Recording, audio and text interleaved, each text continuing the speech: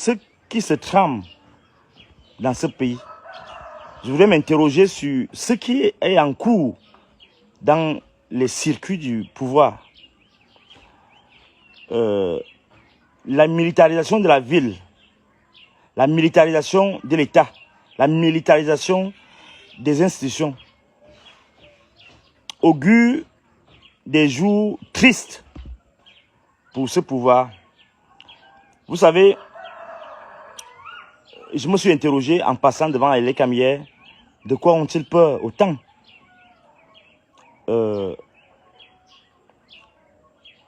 Ayant dit cela, je voudrais dire aux Camerounais d'ici et de la diaspora, en vous priant bien évidemment, je vous ai dit de partager ce direct, vu la gravité de cet instant, de ces moments que nous traversons, je voudrais vous prier de considérer quelques éléments. Je vous informe que les officines du pouvoir ont créé une rhétorique, c'est-à-dire quoi? C'est-à-dire qu'ils ont dit que par tous les moyens, Paul Biya doit être reconduit, même s'ils savent que ce n'est pas Paul Biya qui dirige désormais, que c'est, comme je l'ai rappelé, je ne cesserai de le répéter, c'est deux pères de sang et un gourou qui dirige. Mais ils ont dit qu'officiellement, on doit donner le pouvoir encore à Biya pendant 7 ans, qu'on lui accorde ce dernier mandat pour qu'il aménage sa sortie, pour qu'il serve aussi de tampon, de force de séparation entre les durs, les faucons du régime, qui sont arrivistes, et les caciques et les modérés, qui sont en conflit avec le premier groupuscule. Les deux groupuscules constituent le clan au pouvoir. Alors, première question. Biya, il faut tout faire pour qu'il sorte avec dignité, d'après ce qu'ils disent. Est-ce au prix de l'hypothèque de notre avenir? Ce n'est pas pour rien que j'ai écrit ce livre, L'ange du chaos. Un demi-siècle de saleté, de pillage et d'assassinat politique. Justement, c'est dans cet esprit-là.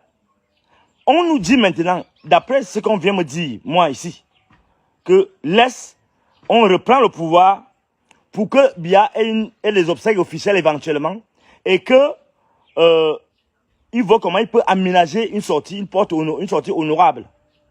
Donc, je dois accepter que depuis 9 ans, je prends mon cas, depuis 9 ans, qu'on me bloque partout à l'université, qu'on me retire tout, qu'on me retire le plaisir, le sacrifice, le sacerdoce d'enseigner les Camerounais.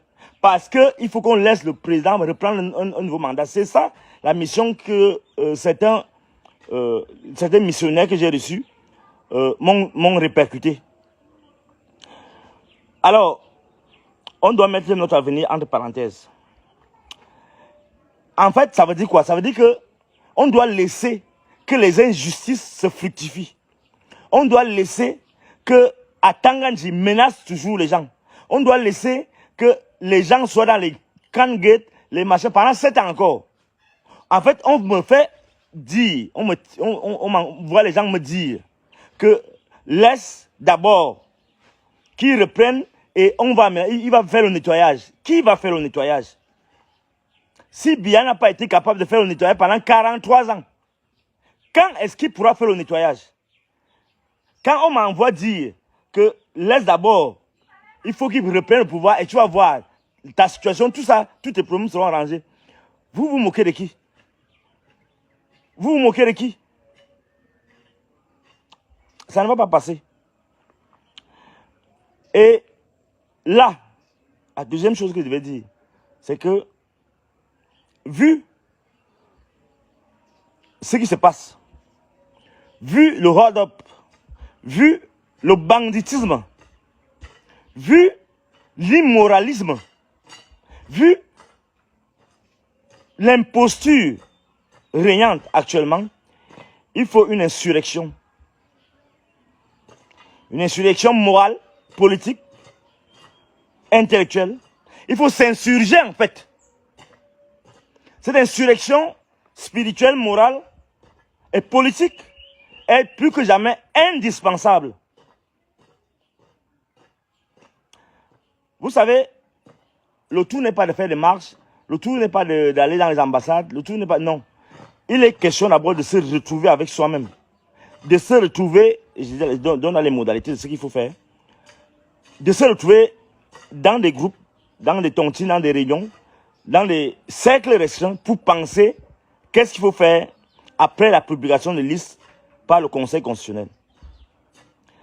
Les stratégies doivent être pensées en amont. Parce que je vous informe que d'après les informations qui me sont répercutées, d'après les hautes instructions qui me sont répercutées, c'est qu'on va tout faire pour que le président Kamto ne soit pas candidat. Et je ne suis pas d'accord avec ça. Je ne suis pas d'accord avec ça. On me fait dire que on doit tout faire. Et donc ne vous faites pas d'illusions. Même au Conseil constitutionnel, ne vous faites pas d'illusions. Ne vous faites pas d'illusions. Les caciques, les faucons sont déterminés à passer en force. Ils ont dit à le pouvoir, vous voulez qu'ils fassent comment? Ils n'ont pas le choix, ils doivent seulement... Puisqu'ils ont des dossiers contre eux, tous ces gens-là, c'est des prisonniers, tous ces gens-là, c'est des criminels, tous ces gens-là, c'est des bandits, tous ces gens, c'est des voleurs, tous ces gens-là, c'est des gens qui pillent, c'est des pilleurs. Vous voulez qu'ils fassent quoi? Donc, nous, ce n'est pas le droit. Comme à Tangan, je dis là que non, le droit, on doit respecter le droit. Non, le droit n'arrête pas l'imposture. C'est la force. C'est l'insurrection des hommes de foi. C'est l'insurrection des intellectuels. C'est l'insurrection des hommes de Dieu. C'est l'insurrection de tous ceux qui sont en toge et en armes qui doit être la matrice lorsqu'un pays est en train de s'enfoncer ainsi. Cette insurrection morale, politique, est la réponse qui peut se faire par la désobéissance civile. Ça peut prendre toutes sortes de modalités. Je parle que quand un penseur comme moi parle d'insurrection, il faut qu'ils comprennent bien. Parce que les gens comme Atanga n'ont pas bien fait l'école, ils n'ont pas compris. Nous sommes des esprits. Il faut qu'ils me comprennent très bien. Parce que ce qu'ils font, c'est une insurrection. Nous devons nous insurger en retour. On ne peut pas laisser un pays s'enfoncer comme ça. Ce qui est dramatique, c'est que les gens ne se rendent même pas compte que le pays est la risée du monde entier. Et nous sommes devenus la risée du monde entier. Regardez ce qui s'est passé dernièrement. La reproduction des élites, la reproduction sauvage des élites. Tous ces gens-là, ils ont leurs fils, qui sous-préfet, qui directeur, qui préfet, qui gouverneur.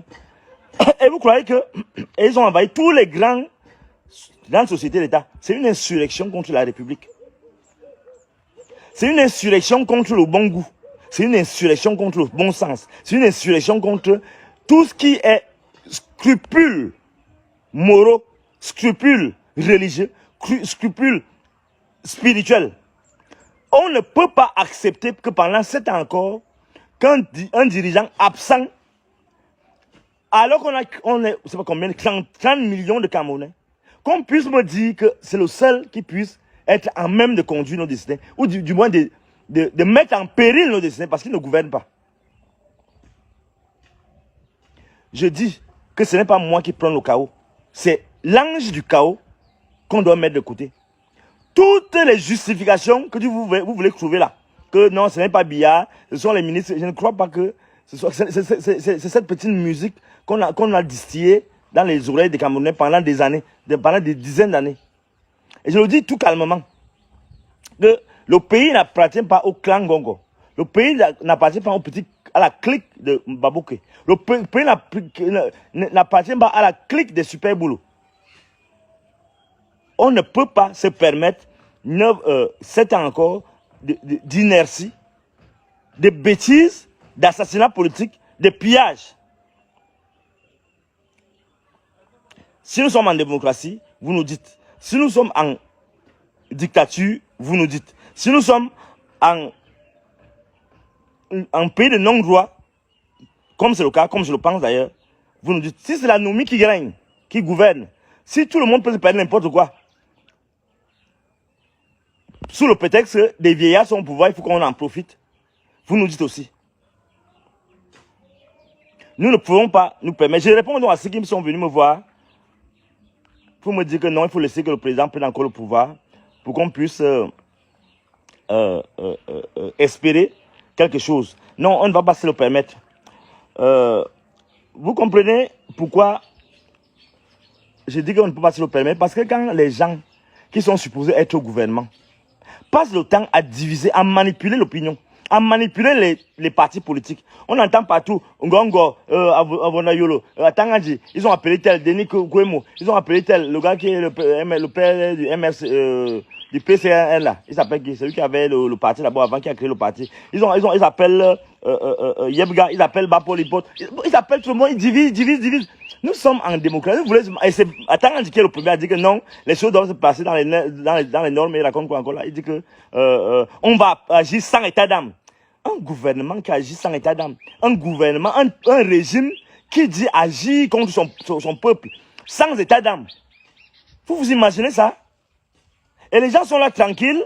Ils disent que non, comme tu ne dois pas être président, non, les Bamileke ont fait ici. Mais les gens sont en train de piller tranquillement, en train de diviser les gens tranquillement, en train d'envahir les institutions, les sociétés d'État, avec leur bang-bang, avec leur marmot impoli. J'évite même de les qualifier encore. Et vous voulez qu'on va continuer comme ça, qu'ils soient tous versés à la SNH, qu'ils soient tous versés, et que la jolie dame, là, elle s'appelle Nathalie Moudiki, elle décide comme ça, que non, on ne va pas s'occuper de la Sonara, on va créer notre truc à Limbé. Vous croyez qu'on va laisser ça comme ça? Vraiment, il est temps que vous compreniez que non. L'imposture ne va pas prospérer. Et à ce niveau, je pense que il est question qu'on leur rappelle comment les autres sont finis.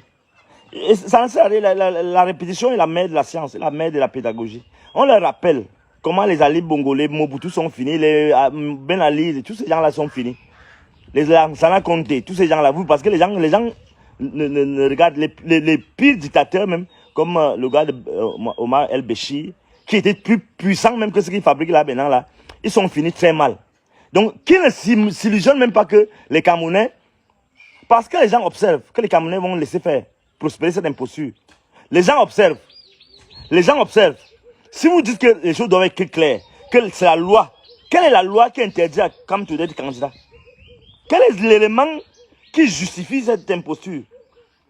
Parce qu'en fait, si vous voulez que les règles, le jeu soit obéisse aux règles, pourquoi vous devez exclure les gens? Pourquoi? On ne comprend pas. Quel est l'élément qui justifie que un monsieur qui a été candidat en 2018 soit maintenant écarté sous de fallacieux prétextes?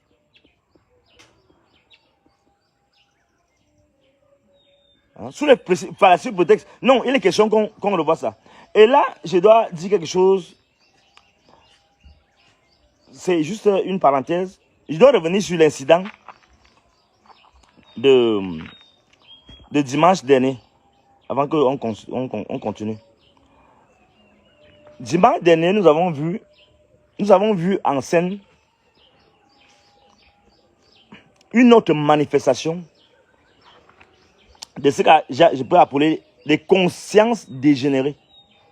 Nous avons eu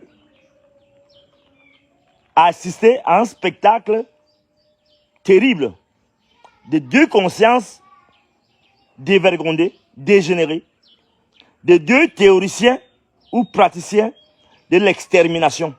Parce que nous sommes gouvernés par des consciences dégénérées qui mettent au devant de la scène des universitaires et des politiques, des pseudo-politiques complètement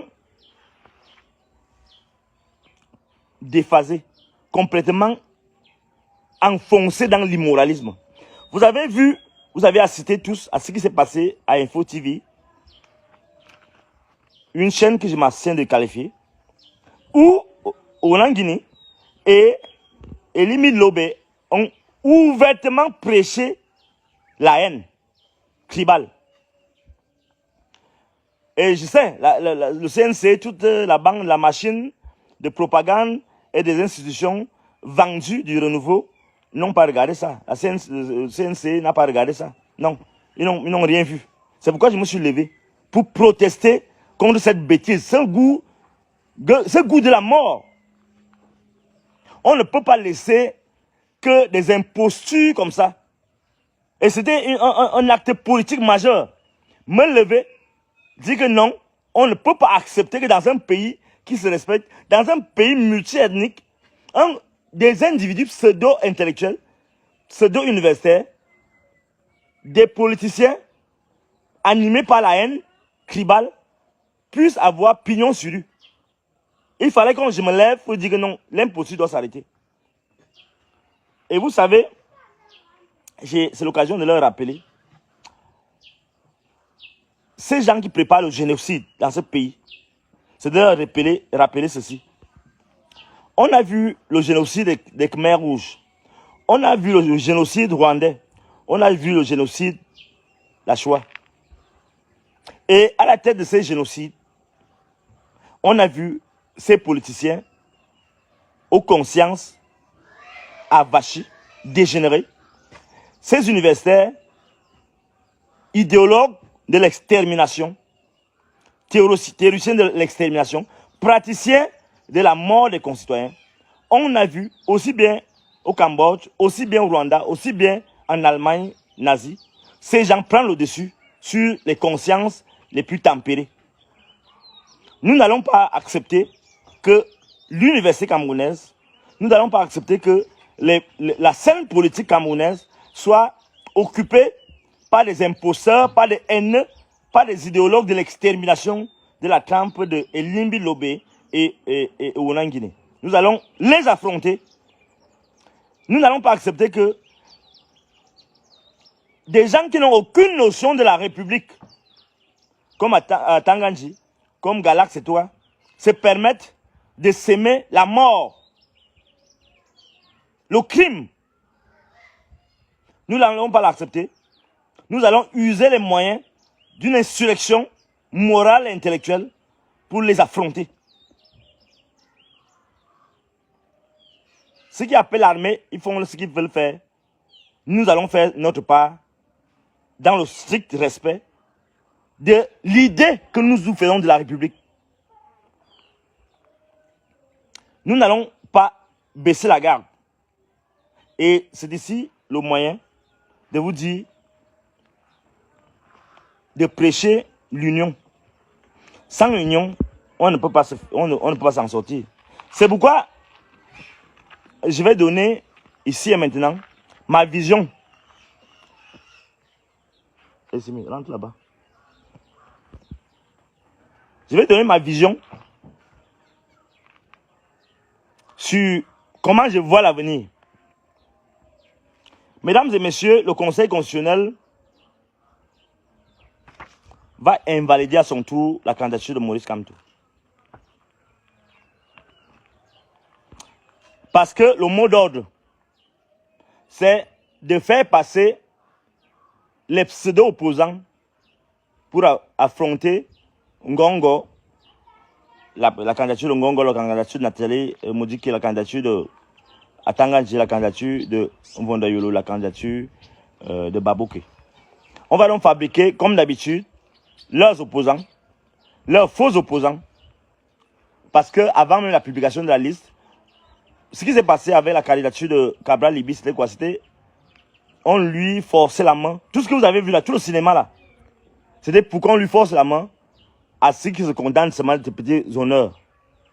Parce que comme ils savent qu'ils sont friands d'honneur, friands d'argent, friands de matu vu, on leur faisait une pression pour qu'ils se rangent. Et que le moment venant, on leur dit qu'on te rappelle que c'est nous qui avons fait en sorte que tu sois candidat. Donc, contente de tes petits honneurs là. Bon, pour Matomba, on sait déjà que bon, lui, il est financé par Tanganji. Ils ont dit là qu'ils vont me porter plainte. Ils sont même incapables. Parce qu'ils savent que s'ils me portent plainte, je vais sortir tout ce que j'ai dans le ventre. Donc, le Conseil constitutionnel va encore invalider la candidature de Maurice Kamto. À moins que vous fassiez pression à l'étranger, au niveau de la diaspora, et ici. Et que vous prêchiez, parce qu'au-delà des manifestations, il faut vraiment qu'on se retrouve, que les gens se retrouvent par petits groupes, qu'on pense la stratégie, en prévision de cela. Donc, ce qui va se passer, c'est quoi? C'est que, si véritablement, vous faites front, si véritablement, on fait front et bloc Et que, je vous ai dit là, ce n'est pas le droit, ce n'est pas la loi. C'est la force qui arrête la force. Si on peut se réunir, je vous prie vraiment de partager le direct, c'est important ce que nous sommes en train de dire là. Par petits groupes, moi je continue ma sensibilisation, ma conscientisation intellectuelle.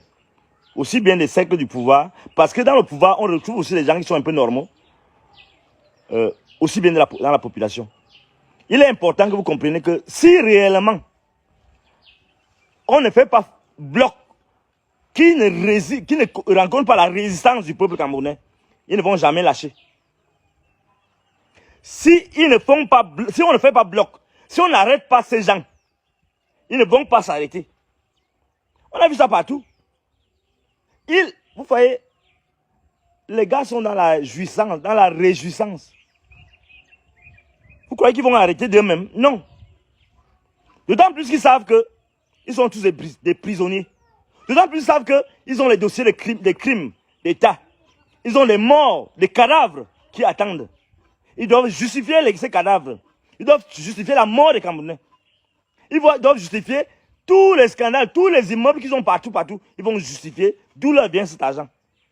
Il est important donc, mesdames et messieurs, que vous compreniez que si vous n'arrêtez pas ces gens, si nous n'arrêtons pas ces gens, ils ne vont pas s'arrêter. Ils vont continuer à tuer, à arrêter leurs adversaires pour dire que c'est eux qui sont les criminels, les tueurs. Et le pays va rester ici encore 7 ans, 10 ans, 20 ans, sous leur coupe réglée. Nous devons réfléchir. Actuellement, à partir d'aujourd'hui, tout le monde doit sortir les idées. Qu'est-ce qu'il faut faire? Le moment venu, et ça ne va pas durer. C'est bientôt. Il faut que cette insurrection intellectuelle aboutisse à une résistance forte. Recule là-bas. À une résistance forte du peuple camerounais. Les gens qui veulent rester chez eux là, oh non, non, laissons, non, vraiment, c'est l'affaire de Bamileke, restez comme, non, vraiment, moi je ne veux pas les problèmes, moi je ne veux pas me retrouver. Non, c'est bon. Mais ne vous plaignez pas. Et je dis aux gens qui sont dans la diaspora là-bas, c'est vous qui encouragez la bêtise. Vous voyez les gens qui sont ici tranquillement, ils se contentent de boire, de copuler la nuit, de forniquer, et vous allez leur envoyer l'argent. Les gens contribuent à leur propre asservissement, mais c'est vous qui leur envoyez l'argent. Les gens disent qu'ils ne font pas la politique, mais c'est vous qui leur envoyez l'argent pour vivre, pour manger, pour boire, pour dire que j'ai mes enfants à l'étranger. Pour dire qu'après, non, tu es aigri, Moi, je suis aigri. Si je voulais être aigri, mais comme j'avais dit un jour, je partais voir un Vonayolo, on gère ça. Mais on ne peut pas s'en sortir dans un pays comme ça, avec ce genre d'idéologue de l'extermination. Je ne peux pas, je refuse de me constituer en l'universitaire de l'extermination. Et chaque universitaire doit se lever, parce que si l'élite est avachie sous les pieds de cette imposture qui nous gouverne, vous vous attendez à quoi? Que le petit villageois, lui, vienne prendre le devant de la scène? Si tous les militaires là sont là, ils voient ce qui me choque, c'est que vous ne pouvez pas vous imaginer comment c'est grave même. Vous qui êtes à l'étranger là, vous ne savez pas comment c'est grave ici. Des colonels viennent me voir pour se plaindre. Ils sortaient d'une réunion avec 2 ou 3 l'autre jour. Ils se plaignent. Ils se plaignent. Bon, je leur ai dit ce que je pouvais leur dire pour ma vision des choses. Mais vous ne pouvez pas être dans l'armée et vous plaindre sous le prétexte que vous êtes une armée de nation, une armée républicaine. Et vous venez, moi je suis un penseur, je conscientise. Je peux comprendre que vous ayez besoin de conseils et tout cela, bah, c'est mon rôle aussi de distiller le bon sens, le bon goût et le courage, la détermination. Mais si vous, les colonels, qui me méritez, vous êtes exclus, et maintenant vous venez me voir, vous voulez que je fasse quoi? Moi je ne peux rien faire. Vous devez tirer vous-même les conclusions. Il y en a qui m'ont dit qu'ils tentent ça, qu'ils tentent de nommer les généraux. On va voir. Mais il a tenté. Vous avez fait quoi? On doit se dire les vérités. Il a même pas seulement tenté. Il a fait. Il vous a démontré que Il peut, parce que vous avez peur. Lui n'a pas peur. Lui, c'est qu'il est déjà mort.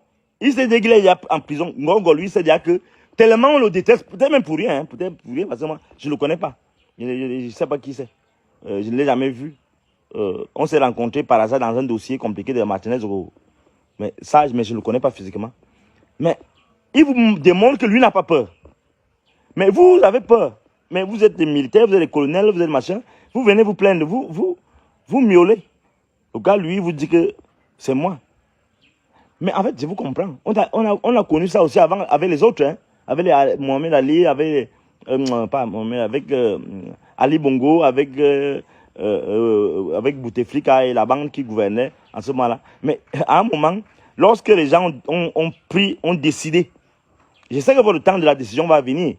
Ce n'est pas moi qui dois vous le dire. Et c'est à ce niveau que je dois interpeller ces militaires-là, justement, pour leur dire que, oui, les généraux qu'on vient de nommer, je sais que là, je parle aux gens qui s'occupent du moral des troupes. Mon rôle, c'est être, en fait, la conscience vivante de notre époque. C'est pourquoi j'écris beaucoup, pour conseiller. Je suis un historien du vécu. C'est pourquoi je dis donc à tous ces gens qui ont été nommés, qui ont été faits généraux, que on vous a déjà fait généraux. Votre rôle, ce n'est pas servir un régime, c'est servir le peuple camerounais. Et j'interpelle les colonels qui sont venus me rencontrer, qui m'ont confié leur tourment. Et je vous comprends très bien. Mais je sais qu'il est difficile de faire un coup d'État dans ce pays. Pour des raisons peut-être idéologiques de choix, mais aussi pour des questions de fonctionnalité pratique de notre armée, qui a été disséquée, subdivisée, ainsi de suite, et dont les pouvoirs au niveau, au niveau de l'opérationnalisation de la puissance publique ont été disséqués. Aussi bien au niveau de l'éclatement des ethnies à l'intérieur de la troupe que de l'emplacement des soutes, des munitions et autres. Donc, c'est fait à dessein, ça complique un peu la tâche. Mais au-delà de ça, il se trouve un moment où la conscience de l'intérêt supérieur du peuple prime sur toutes ces machinations stratégiques, sur toutes ces manifestations du politique pour diviser les gens. Donc, en ce niveau-là même, ce n'est pas seulement une affaire de l'armée. C'est une affaire, comme je l'ai dit, de l'insurrection générale, où les consciences doivent se lever pour faire bloc. Et c'est là où mon intervention concerne aussi, même ceux qui sont à l'intérieur du pouvoir. Vous ne pouvez pas accepter que le peuple, ce qu'on appelle peuple camerounais, que les populations soient dans un tel état de délabrement et dire que vous faites partie d'un régime, que vous faites partie des privilégiés, en espérant qu'un jour, vous allez vous-même prendre la place, sans travailler d'abord de l'intérieur à ce que les conditions de vie des populations soient assainies. Donc, ce n'est pas une affaire des militaires seulement. Ce n'est pas une affaire seulement des intellectuels. C'est aussi une affaire même des propres tendances modérées du régime qui doivent travailler à ce que l'imposture, la sorcellerie que les Atanganji, Ngongo et tous ces bancs-là, et les Nathalie Mougoudi, et Mbabouk et Chandal Biasso sont en train de faire là, que cela s'arrête. Vous croyez que vous allez dire après que non, nous on n'était pas partisans de ça, non. Il est question que vous compreniez que non. Le pays est en danger.